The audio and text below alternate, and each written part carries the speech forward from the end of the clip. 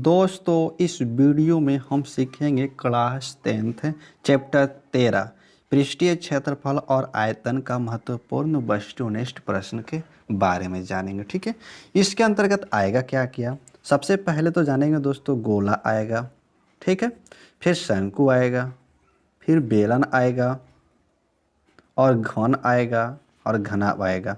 ठीक, इतने का ही हम आयतन को जिक्र करेंगे। इसका पृष्ठीय क्षेत्रफल भी होता है और आयतन भी होता है। ठीक है, इसमें से जितना भी प्रश्न आपको दिखाया जा रहा है इस कॉपी पे और इसमें जो भी प्रश्न मैं लिख कर लाया हूँ वो सब एग्जाम 2023 के लिए बहुत ही इंपॉर्टेंट है, इसलिए आपको इस वीडियो को पूरा अंत तक देखना है। ठीक, और आपको अंत तक देखने के बाद आपको अनुभव हो जाए कि पृष्ठीय क्षेत्रफल से अगर कोई भी ऑब्जेक्टिव आएगा तो हमें डरना नहीं है। और डरोगे किस लिए, मैं आपके साथ हूँ हमेशा। ठीक, तो इसके पिछले वाले वीडियो अगर आपने 12 चैप्टर 11 चैप्टर और लेकर के 1 से लेकर के 12 तक अगर आपने ना देखे हैं तो जाकर इस चैनल पर आपको देखिए, और आपको इस चैनल पर हमेशा ऑब्जेक्टिव के बाद सब्जेक्टिव भी कराया जाएगा। ठीक, तो चलिए वीडियो को स्टार्ट करते हैं, घबराइएगा कभी नहीं। यहाँ देखिए पहला प्रश्न बोलता है यदि किसी वर्ग का विकर्ण 16√2 सेंटीमीटर है तो वर्ग की एक भुजा होगी। दोस्तों मैं इसे बनाने से पहले मैं आपसे एक बात ज़रूर कहूँगा कि अगर आप फार्मूला इसका याद कर लेंगे तो आपके लिए बड़ा ही इजी हो जाएगा। बिना फार्मूला के कोई भी मैथ आपसे सोल्यूशन नहीं होगा। मैं सिर्फ आपको तरीका बताता हूँ लेकिन यूज तो आपको ही करना है। यहाँ देखिए वर्ग का विकर्ण बोला है तो सिर्फ सिंपल सी एक भुजा निकालना है, तो वर्ग का विकर्ण का सूत्र लगाइए आप। यहाँ पे वर्ग का विकर्ण का सूत्र क्या होता है, √2 गुना में क्या होता है, भुजा। ठीक है, और वर्ग का विकर्ण आपको यहाँ पर दिया है कि वर्ग का विकर्ण कितना है, 16√2। ठीक है ना, इधर देखिए गुना से कैंसिल हो जाएगा, इधर भागा में जाने के बाद √2 से √2 कैंसिल, तो भुजा हमारा कितना आ गया, 16 आ गया। कितना आ गया दोस्तों, 16 सेंटीमीटर, जो कि आपको ऑप्शन नंबर कितना दिखाई दे रहा है, बी। बी इसका क्या हो जाएगा, राइट हो जाएगा। नेक्स्ट प्रश्नों को अगर हम देखें तो क्या कहता है, गोला का संपूर्ण पृष्ठ का क्षेत्रफल निम्नलिखित में कौन सा होगा। ये लीजिए फार्मूला आपसे पूछ रहा है, तो गोला का याद रखिएगा दोस्तों, पूरा गोला पूछेगा तब 4πr² होता है। ठीक है, और अर्ध गोला पूछेगा तो 3πr² मारिएगा। तो चलिए अर्ध गोला के संपूर्ण सतह का क्षेत्रफल क्या होता है, लो यहीं पे आ गया, तो खोल लेते हैं। पूरे गोला के लिए 4πr² और आधे गोला के लिए 3πr², जो कि ऑप्शन नंबर बी हो जाएगा, इसका करेक्ट है।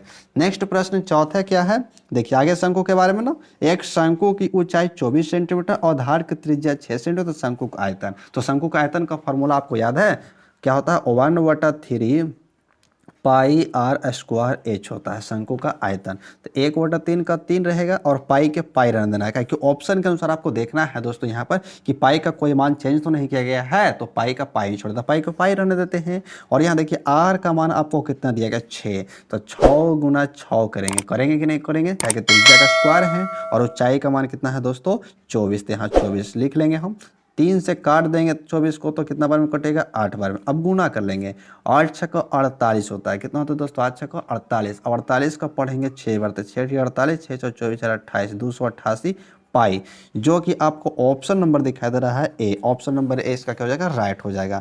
नेक्स्ट प्रश्न देखेंगे पांचवा, आर त्रिज्या वाले बेलन के वक्र पृष्ठ का क्षेत्रफल क्या होता है। बेलन का वक्र पृष्ठ याद रखिएगा दोस्तों, क्या होता है, 2πrh। ये फॉर्मूला से आपको गणित का सोल्यूशन करना ऑब्जेक्टिव। ठीक है, तो 2πrh कौन है, यहाँ पर सी है, तो सी इसका करेक्ट हो जाएगा।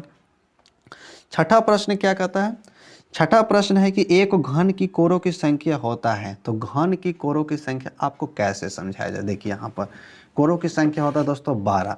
एक डिब्बा को आप देखिए, थोड़ा सा आकार में आपको बड़ा दिखाई दे रहा होगा, लेकिन ऐसी कोई आकृति का, मान लीजिए ना कि आपके पास माचिस है, क्या है दोस्तों, माचिस, समझ रहे हैं, तो माचिस को आपके चारों तरफ कोरों को देखिएगा। यहाँ पर थोड़ी सी और एक बार हम इस डिब्बे को ले लेते हैं, तो देखिए ये जो आपको कोर दिखाई दे रहा है ना, ये कोर, ये इस जो कोर है ना, इसी को आपको गिनना है। तो 4 इधर का होता है, 4 उधर का, 4 किनारे का, 4 इधर का। ठीक है, तो 12 होता है। कितना होता है दोस्तों, 12।